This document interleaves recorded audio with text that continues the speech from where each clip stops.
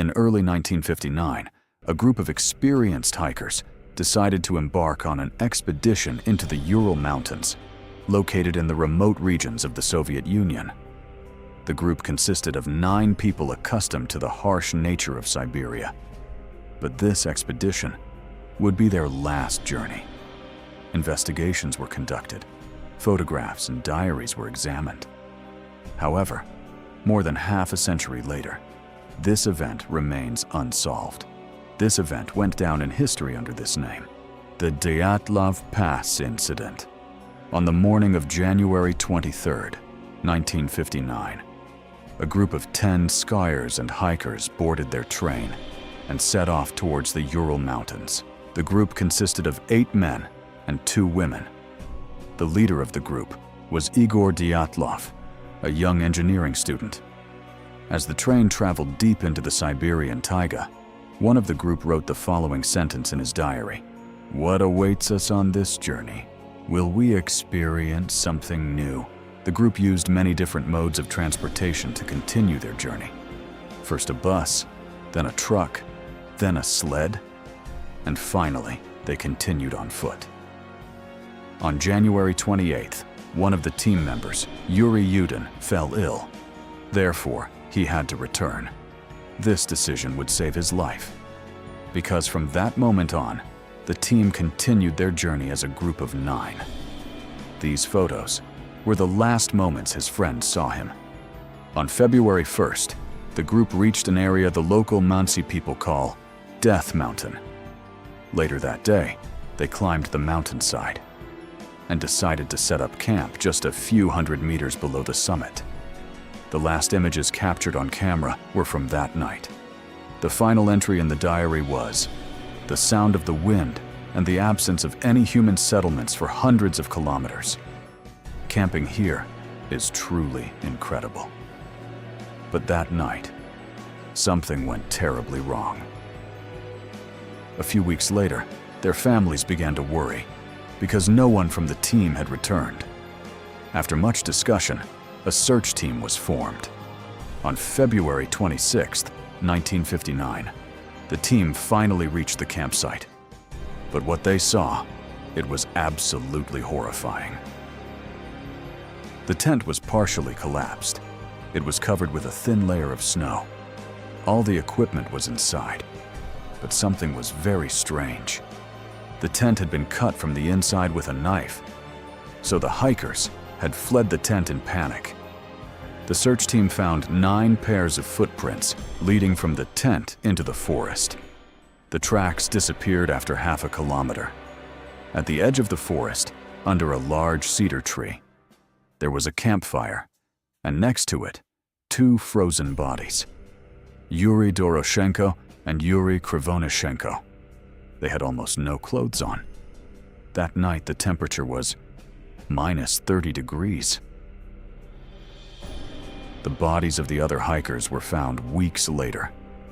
Some had frozen to death while trying to return to their tents, but the condition of 4 people was much stranger. Their ribs were broken. One had a fractured skull, and one woman was missing her tongue. According to the forensic report, these injuries were caused by a blow as strong as a car accident, but there were no signs of assault. But the most mysterious detail was the detection of radioactivity in some clothing. Researchers suggested this might have been caused by radioactive dust in the atmosphere. However, a definitive explanation was never given. The case was closed on May 28, 1959. The official report stated, "The hikers lost their lives due to an unknown force they could not overcome." Even today, the Dyatlov Pass incident continues to baffle people. Was it an avalanche? A military experiment? Or is it something else we still don't know? If it is true, perhaps it will remain buried under the snow forever. What if I told you there is a place on Earth that some believe is directly connected to the arrival of the Dajjal? And what if that place is slowly disappearing? This is not a theory from the internet. This is something mentioned centuries ago. In the heart of the Middle East, there is a lake that has witnessed thousands of years of human history.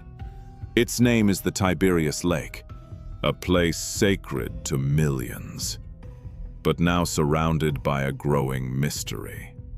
Because something is happening here, something that raises a very uncomfortable question. This lake is not just a body of water. It has been a center of life, belief, and civilization for centuries. Empires rose and fell around it. Religious stories were shaped here. And for thousands of years, it remained stable. But today, something has changed. The Sea of Galilee lies about 200 meters below sea level, making it one of the lowest freshwater lakes on Earth. Its primary source of water is the Jordan River. For decades, this system sustained millions of people. But in recent years, the balance has started to collapse. Water levels are dropping. Shorelines are retreating. And in some areas, the land is beginning to crack. But what if this is not just an environmental crisis? What if this was expected? Because long before modern science, there were warnings. In some religious beliefs, there is a figure known as the Antichrist, a deceiver who will appear before the apocalypse, and his arrival is linked to certain signs. One of those signs is connected to this very lake. In Islam, there is a narrative. This narrative tells of a question a group of people asked as they passed by this lake. And they ask a question, Is there still water in it? And when they are told there is water, they reply, it will soon dry up. Today, the water level of the Sea of Galilee is indeed decreasing. Scientists explain it through climate change, water usage, and environmental factors. But for some people, this is more than coincidence. They see it as a sign, a warning, or even a countdown. So what is really happening here? A natural cycle, or something far more significant? The truth depends on what you choose to believe. But one thing is certain, the Tiberias Lake is changing. And maybe it's trying to tell us something. There are places on Earth that feel untouched by time, places that seem to exist beyond human understanding. Mount Kailash is one of them, a mountain no one has ever climbed. Not because it is impossible, but because it is forbidden. Rising from the remote Tibetan plateau, Mount Kailash stands at over 6,600 meters. It is not the tallest mountain in the world. Yet unlike Everest, no human has ever stood at its peak. And perhaps, no one ever will. For thousands of years, Mount Kailash has been considered sacred. In Hinduism, it is believed to be the home of Shiva. In Buddhism, it represents the center of the universe. To millions of people, this is not just a mountain. It is a place of spiritual power. Pilgrims do not climb Mount Kailash. Instead, they walk around it. This sacred journey, known as the Kora, spans more than 50 kilometers. For many, completing this path is believed to cleanse a lifetime of sins. For others, it is a journey toward enlightenment. There have been attempts to climb Mount Kailash, but none have succeeded. Some explorers turned back due to extreme conditions. Others described something far more unusual. A feeling as if they were not meant to be there. Eventually, climbing the mountain was officially banned. Visitors have reported strange experiences. Some claim that time behaves differently here, that their hair and nails grow faster, Others describe a powerful, invisible energy surrounding the mountain. While science offers no clear explanation, the stories continue. Mount Kailash has an unusually symmetrical shape, almost like a perfectly formed pyramid. Some believe it is a rare natural formation. Others suggest something far more mysterious. To this day, its true nature remains unknown. 4 major rivers begin near this mountain. They flow in different directions, supporting millions of lives. Some believe this is not a coincidence. They see Mount Kailash as the center of life itself. So why has no one climbed Mount Kailash? Is it respect, fear, or something beyond our understanding? In a world where humans have conquered almost everything, this mountain remains untouched.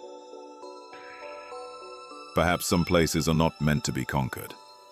Perhaps some mysteries are meant to remain. Mount Kailash stands as a reminder that even today, there are still things in this world we cannot explain. Welcome to Final Wonders, where ancient mysteries are not just stories, but echoes of something humanity may have forgotten. In the high deserts of northern Arizona, perched on top of windswept mesas, stand villages that seem as old as time itself. Hidden in these remote lands lives one of the most mysterious cultures on Earth, Hopis. For centuries, the Hopi people have lived in isolation, protecting their traditions, their knowledge, and their secrets. They are not just another Native American tribe, according to researchers like Frank Waters. They are guardians of ancient wisdom. Wisdom that may not belong entirely to this world. Because deep within Hopi mythology, there is a story. A story of a world on the edge of destruction, and something that came from beneath the earth to save humanity. The Hopi called them the Ant People. In their language, Anusinum. Small, intelligent, and unlike anything we know. They lived underground in vast tunnel systems, stretching deep beneath the earth. Their bodies were thin, their heads large, their limbs long, almost insect-like, but they were not insects. According to Hopi elders, they were teachers, beings of knowledge who understood both the earth and the stars above. As the world approached destruction, strange signs appeared in the sky. During the day, a mysterious cloud. At night, a moving star. These were not ordinary events, they were signals, a warning, and a guide. The Hopi ancestors followed these signs and were led to Sotuknang, the sky god. He gathered the chosen ones and entrusted them to the Ant People. And then, humanity descended underground. What awaited them was not a tomb, it was a refuge, a womb for humanity to survive and be reborn. In the darkness below, the Ant People shared everything. Knowledge, survival techniques, and something even more important, wisdom. They taught humans how to store food, how to survive in extreme conditions. Even today, the Hopi store crops underground, just like they were taught. But the most mysterious teaching of all was this: how to see in the darkness. Some legends say the Ant People taught humans to use their inner vision. a kind of third eye, allowing them to navigate through complete darkness. When the destruction ended, humanity emerged again through a sacred opening called Sipapul. And with them, they carried the knowledge of an entire lost world. Even today, Hopi underground structures called kivas mirror the design of these ancient tunnels, built beneath the earth as if remembering something that once saved them. According to Hopi belief, we are now living in the fourth world, and its end may already be approaching. When that day comes, they believe the ant people will return. And here's where things get disturbing, because the Hopis are not alone. Across the world, different cultures tell the same story. In India, the Nagas, serpent-like beings, guardians of underground worlds. In ancient Persia, King Yima builds a hidden underground city to survive a global catastrophe. In Greece, Plato speaks of Atlantis, destroyed in a single day. So the question becomes, are these just myths or memories of something real? Because the Hopi had another name for the ant people, Anunnaki. Anunnaki. And everything starts connecting. Ancient myths, modern UFO sightings, strange encounters, all describing similar beings. Large heads, thin bodies, massive eyes, the same description appears again and again. And then there are the Nazca lines. Massive lines, visible only from the sky. As if they were meant to be seen from above. Were these places signals, landing zones, or something far older than we understand? Maybe these are just stories. Or maybe they are fragments of a forgotten truth, a truth buried beneath the earth. There are places on earth that people avoid, not because they are forbidden, but because something feels wrong. Deep in the deserts of Yemen, there is a hole. It's so dark, ancient for centuries. It's been called the Well of Hell. According to ancient legends, this place was never meant to be found. Some say it dates back thousands of years, to a time when kings ruled not only over men, but over unseen beings. Stories tell of a great war between a human king and creatures made of fire and shadow, shape-shifting entities known only as jinn. After a long and brutal battle, the king defeated them, but instead of destroying them, he imprisoned them, locked away, deep beneath the earth, in a place no one would ever dare to open again. Today, that place is known as the Well of Barhout, a massive pit hidden in the remote regions of Yemen, over 100 meters deep, and wide enough to swallow anything that falls inside. From above, it looks silent, but those who approach it describe something very different. A strange smell, heavy air, and an overwhelming feeling, and of being watched. For generations, people have shared terrifying stories about this place. Stories of animals disappearing, of people getting too close and never coming back. One of the most disturbing accounts tells of a group of villagers. Desperate for water, they lowered a man into the pit. But before reaching the bottom, his screams filled the air. He begged to be pulled back up, and when they did, something was wrong. What came back was no longer whole. Even today, no one knows what truly happened. Locals believe this is not just a hole. They say it is a prison, a place where ancient beings still remain. Creatures that cannot be seen, but can be felt. At night, some claim to hear whispers. Others say they see shadows moving where nothing should exist. And those who stay too long begin to lose their sense of reality. For centuries, no one dared to go inside. Until recently, in 2021, a team of explorers finally descended into the darkness.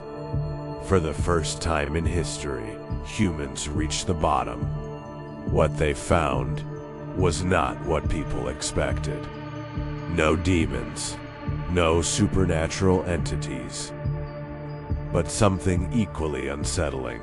A hidden ecosystem. Snakes, bats, and strange formations that had never seen sunlight.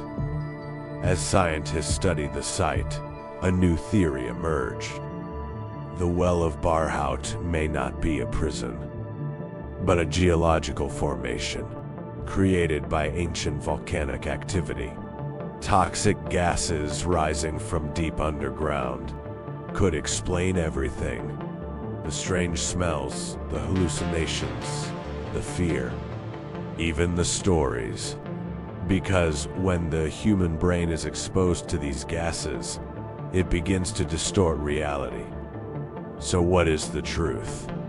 Was this place really a prison for something ancient? Or just a natural formation, misunderstood for centuries? Sometimes, science explains the mystery. But sometimes, the mystery remains, even after the explanation. Because even today, if you stand at the edge of that pit and look into the darkness, you may still feel it. That thing we don't know will be watching us.